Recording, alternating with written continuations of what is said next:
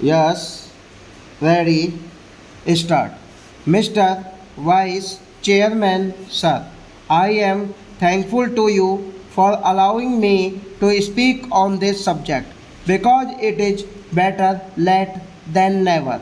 Of course, there are only a few points which I want to make her railway budget to me is another attack by the government on the general masses of the country when it has belied the hopes of these masses. Railway is the only means by which the general mass of people can travel at comparatively cheaper rates. But every year you are raising the fare gradually to such a point that the railways no longer remain a transport for the poor people in the country. Fares for both the classes have been raised. Even the rate of platform ticket has been increased. The parcel rate has also been increased. In this way, government is trying to earn revenue at the cost of the sufferings of the people.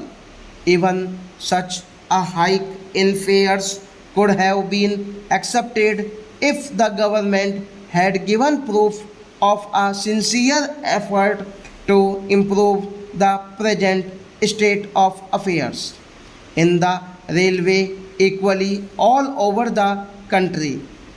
In my state of Assam, the performance of the railway is the poorest of the poor, while Honorable Prime Minister talks of leading the country towards the 21st century at a high speed. The only meter gauge train, which is the only railway connection between Guwahati and Dirubagra in Assam, takes 18 hours to run between these two places situated at a distance of about 500 kilometers only.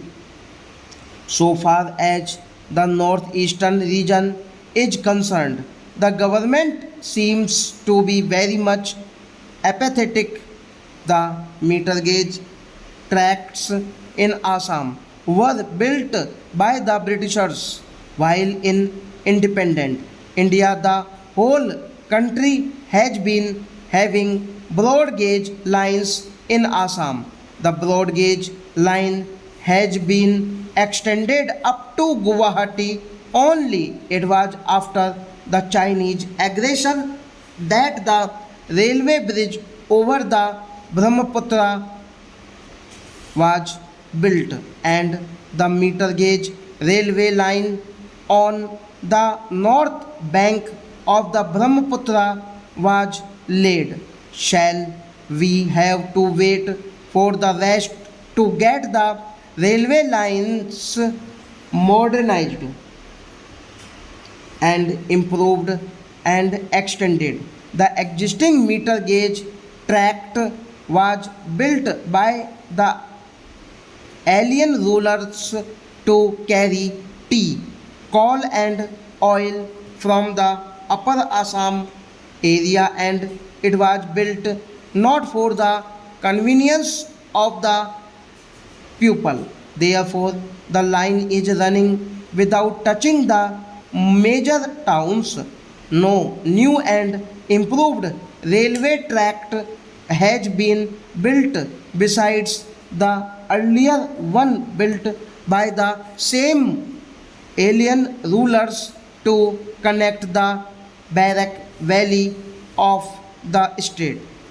In most of the days in the rainy season, this train does not run on this line. Whenever we demand improvement of the railways in Assam, the minister gives his prepared reply of dearth of funds. It is very much unfortunate.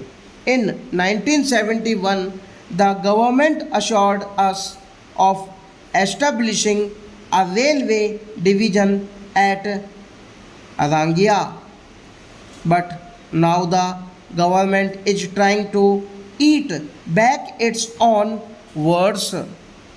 Last year, when we meet the railway minister, he replied that there was no proposal to start new division, but only in the case of Assam this remark is applicable.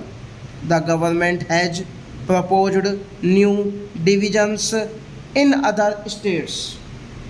I want to know why the government is taking such a stand in the case of Assam only. The demand for a bridge over the Brahmaputra has also been turned down on the plea of the constraints of funds. This bridge would connect the remote areas of Arunachal with the rest of the country and would help tremendously for the socio-economic development of the whole northeastern region. But the ministry is now paying heed to this necessity and demand. The main railway tract is running through the city of Guwahati, and the state government as well as people have been demanding to shift the tract from the middle of the city to outside. But the ministry is not in favor of doing so. There are about 40 railway crossings in the state, but there are only a few flyovers. The government seems to be not interested at all in building flyovers for the safety of the people and for necessary speed in the day-to-day life of the state as a whole. In Assam, the railway train runs at the speed of a snail. It has dirty coaches without cushions, without catering, even without water and light. Sometimes the number of coaches is also insufficient in comparison to the number of passengers. All coaches seem to be worn out. The doors and the windows of even some first class coaches cannot be closed or shut down. The number of cancer patients in Assam is an alarming one, but the train connection with Chennai and Mumbai, who are unemployed, where the cancer treatment can be had, is very poor, particularly for the unemployed. It is also notable that the local people of the northeastern region do not get employment in the railways. They are deprived of the avenues of employment in the railways stop.